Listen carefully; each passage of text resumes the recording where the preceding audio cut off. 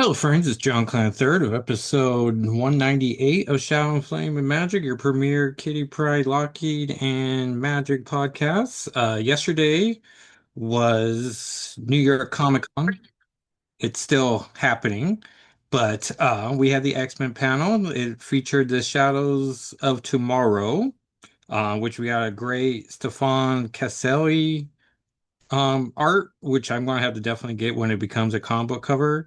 And it pretty much showed, I don't know, 60 to 80 X-Men characters, and Kitty Pryde is on there, of course, as is Lockheed, which is always exciting for me. And then Magic, and of course Magic is nowhere near um Kitty and Lockheed, but sure. And Lockheed's on the ground too, where I'm like, he can fly. What's that about? And Kitty's next to Nightcrawler, so that'd be fun if we can finally get that friendship back, because I love Kurt and Kitty's friendship. And um, they announced or confirmed, I guess, the Cyclops series. They announced a new X-Force title with Cable, Meltdown. Oh man, there's some other character. Oh, Archangel, and a fourth character. I don't know. Immediately, I was like, this isn't a book for me. Benjamin Percy's writing Deadpool, who's back under the X office. And oh yeah, Rogue's getting her own solo title. And Magic and Colossus are getting a Buddy 5 Limited series by Ashley Allen, and Peralta's back as the artist. So it's just the Magic creative team we love back for more. I'm gonna try to get the covers that don't feature Colossus on here, but if any character needs a fresh new start, it's Colossus. So maybe it's time to finally just, he's been beaten down enough. We can start giving him a chance. And no references to the Psylocke series.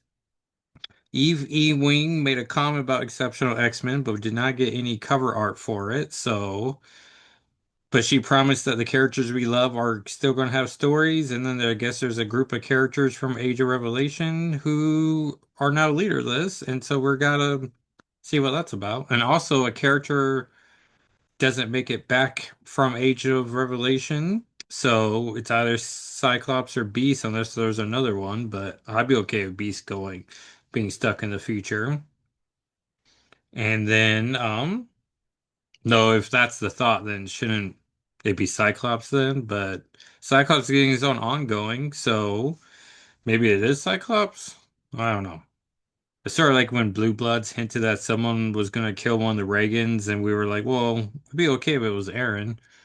And then all of a sudden there was a commercial break, as, we were supposed to think for 3 minutes. Who was it going to be? And then once it came back from the show, I was like, well, no, they wouldn't kill Aaron because that wouldn't have any emotional damage to us. And then, of course, it was Jamie. And, you know, that definitely got our interest. So we were like, oh, okay, stakes are high. Anyway, so I think that was everything. So we just have to just see the January solicitations should be out soon. AIBT was great with the coverage. Apparently they didn't let out the previous Marvel panel, so the giant X-Men line barely got any movement in there.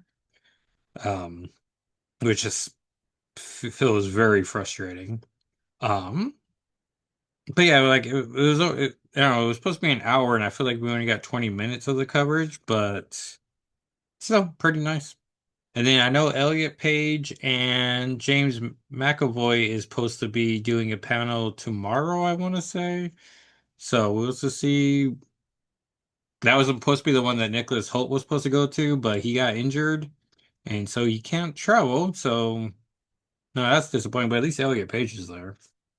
Um, which a couple of days ago, I did have the thought of like, how hard is it to reach out to Elliot Page's people? And the internet did not want to give me, which I'm sure the internet's full of, like, give us money and we'll set you up with a celebrity. I'm like, I don't think that's what I want to do. But now we live in the age of Cameo. I'm just now having the thought now. That'd be fun. I wonder how much cameos are. I know McFoley's was affordable. Well, today we're going to review Marvel Zombies The Return, issue 3. My second favorite Marvel Zombies title. We'll also be doing Amazing X-Men Volume 3 1, Binary 1, Lower Kinney Sabretooth 1, War of Revelation 1, Longshots 1, and Spider-Man Wolverine 6. Um, yeah, so spoilers for all those books, and then let's get into it. Back cover ad is for Kira Motors, which honestly, car ads in comics, like what are we doing here? Just give you a perspective, Arkham Asylum's coming out, gonna change the way video games are gonna be, especially for superhero games. Trying to see if I can find the what year this game. Oh, here we go. Oh, it's red on black text. You gotta have super young eyes for this. Oh yeah, it came out in November 2009, which feels like forever ago. And this is written by Jonathan Mulberry. Artist is Jason Sean Alexander. Colorist June Chung. Letter is Simon Bolin. Cover artist is Arthur Soydum, who was famous for all the Marvel Zombie covers he did. Production Damian Luces. Assistant editor Michael Warwitz. Bill Roseman's the editor. Ralph Macchio's the senior editor. Editor-in-chief Joe Quesada, publisher Dan Buckley, and Alan Fine, executive producer. We get a nice little caption of the previous page. It started with a flash in the sky and a ripple through the clouds. The hunger, a plague from another dimension, brought a corrupted hero to this world. He fed on the Avengers, turning them into soulless monsters who consumed the world in 24 hours. After gorging on the world devourer known as Galactus, the super undead gained a portion of his vast power cosmic, becoming a threat not only to their world but all realities. A last-minute gamble by the surviving humans teleported the fallen Avengers to worlds unknown, from which they have not been heard from since. Until now. One of the infected, Spider-Man, appeared in Earth Z, a parallel planet untouched by the zombie contagion. Untouched, that is, until the wallcrawler inadvertently caused the virus to infect the once innocent world. Determined to redeem himself, Spider-Man set off in this now dangerous dimension to find a cure, unaware that he's not the only one of his teammates to surface on this brave new world. The Titanic giant man has also landed on Earth Z, and he's ready to make it a four-course meal. When Spidey discovered the antidote before the high-pocketed menace makes a gastronomic masterpiece out of the unsuspecting planet. Tokyo, Earth Z, 2 years after Chapter 2. We see Kitty Pryde in her classic Wolverine Kitty Pryde. Nope. Kitty Pryde and Wolverine miniseries, the first issue. And you can follow along on this with me on my TikTok and YouTube channels at JackoSII. And then tomorrow I'm going to post the images from this, so that's something to look forward to. Kitty, mutant phaser, and rookie member of the Uncanny X-Men. She's like, Logan's gonna kill me. I missed the rendezvous. He told me to meet him in the back of alley in the worst part of Tokyo to help an underground fight club the Hand has been using to recruit new talent.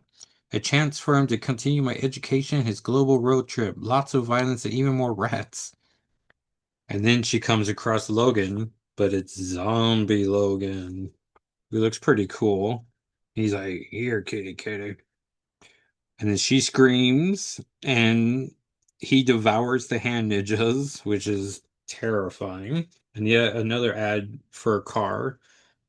Like, imagine car companies were just like, yeah, we'll do cheap comic book advertising. Why not? And then zombie Wolverine gets tossed aside by Spider-Man,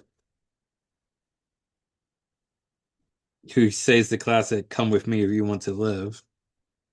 And so, yeah, so Kitty and Spider-Man come together. Always a fun combination, especially in the original Ultimate Universe. Though the 616 versions barely have any real time together, except for when they do, it's a whole like dedicated issue, like Marvel Team Up. And issue 135? That feels right. And then 118 is the Xavier issue where they have breakfast together, so that's fun. Um, So they're swinging.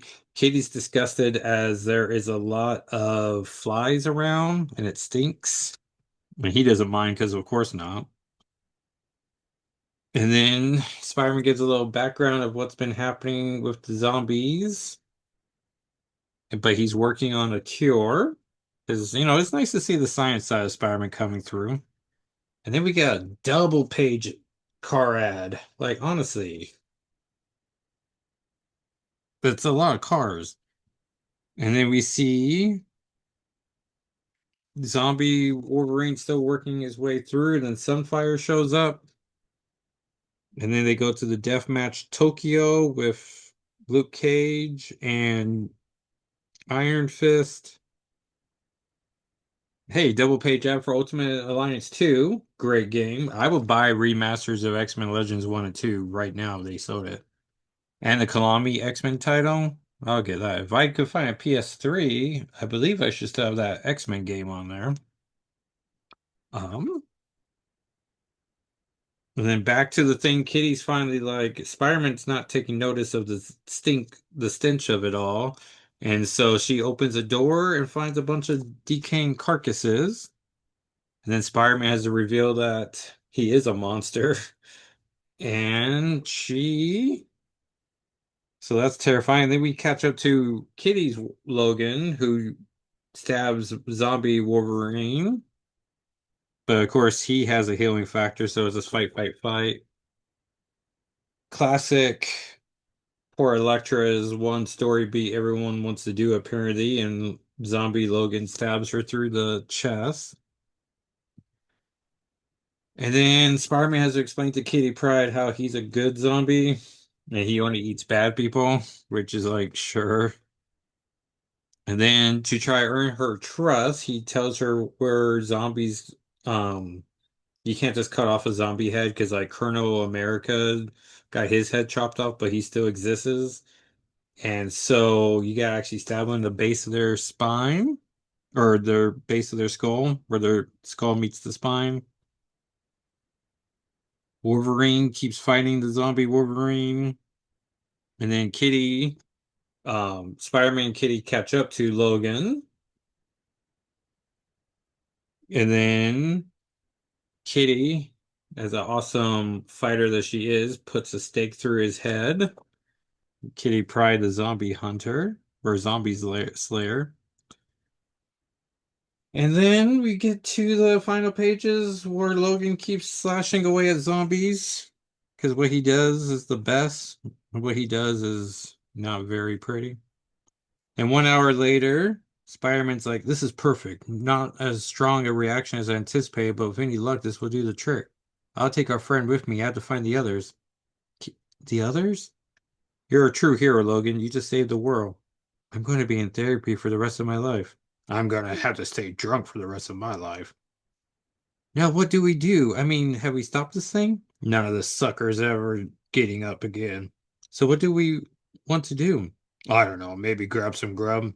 Ugh, how do you even think about eating right now? Guess I worked up an appetite. Then it ends on this weird thing where like their hands are right next to each other. Like, what are we supposed to be implying from that? And then next issue, I think believes has a time jump like this issue did, and so we skip issue 4, and then I'll just spoil it here and say that we will be doing issue 5, and then we got one more zombie issue, and then I believe that's my Marvel Zombies collection, except for like when they show up in various other books. And I bought this from Mile High Comics, and it was a very fine edition. And honestly, I don't see anything that keeps it from being near mint. So as far as I'm concerned, I saved a couple of bucks on that.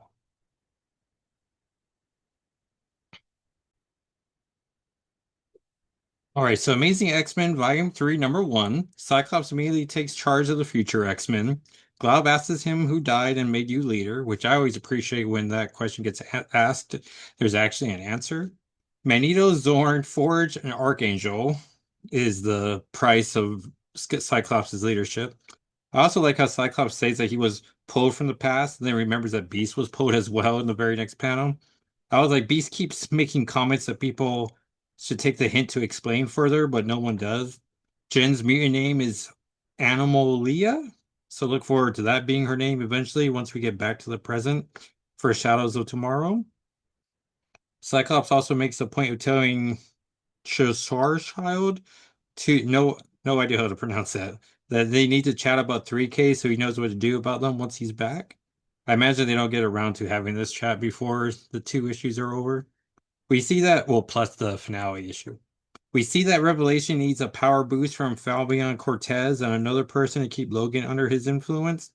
X-Men make it to the Grey Mulkin prison. We learn that Warden Ellis was doing something horrible to these prisoners, something that really isn't being hinted at in the present day. We've learned more about that in Simone's Uncanny X-Men run, I'm sure. Speaking of whom, we learned the grounds are haunted. We see Death Dream is here in the future. He hasn't aged as he's been dead. Logan shows up and everyone tries to slow him down as they are there to teleport even further away from him.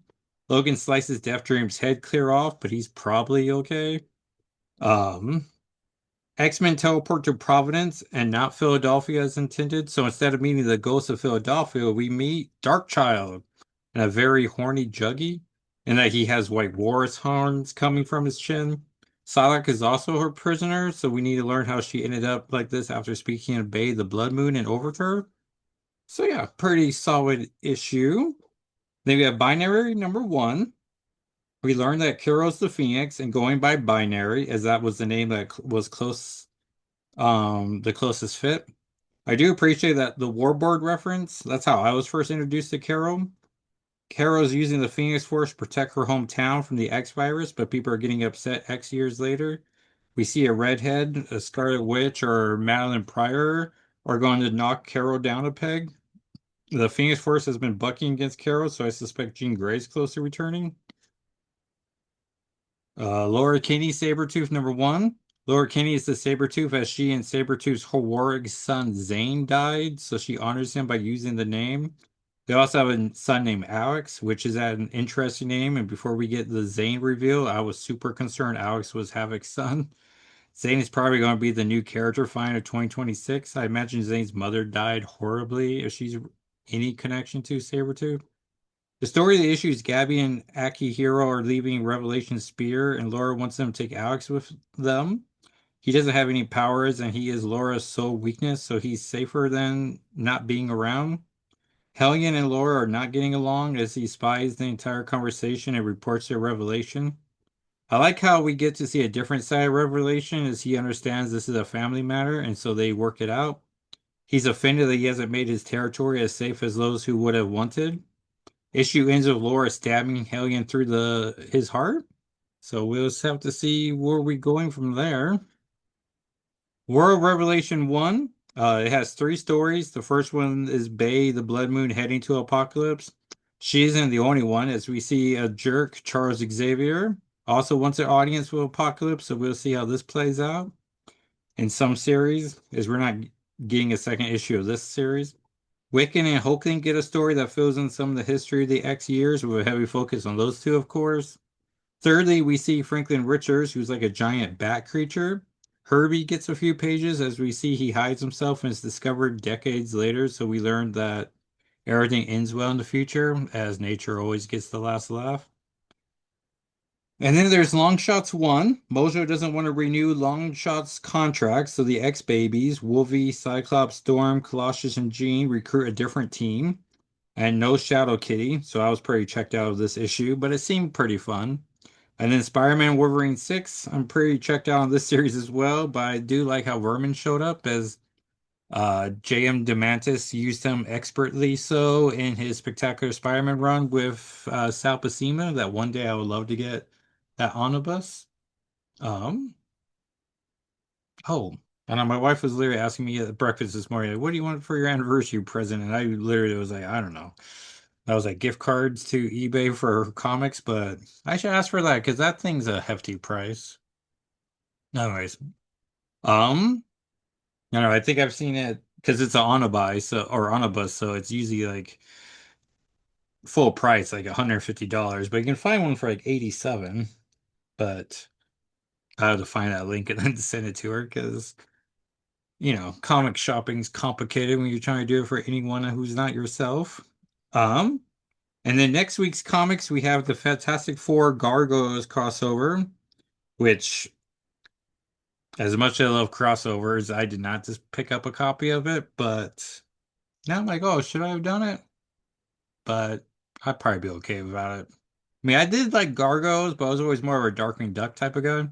Though I just saw they announced Darkwing Duck and Gargos are crossing over, and both creators of the two franchises are working on that comic, so that should be exciting.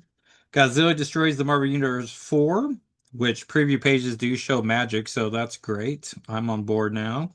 Iron and Frost #1, one of the titles I was most anticipating for Age of Revelations. One War Under Doom 8, which Magic's been, I think, in issues 5 and 7 thus far, but barely a panel each. Unbreakable X-Men 1, which is the Gail Simone Uncanny title.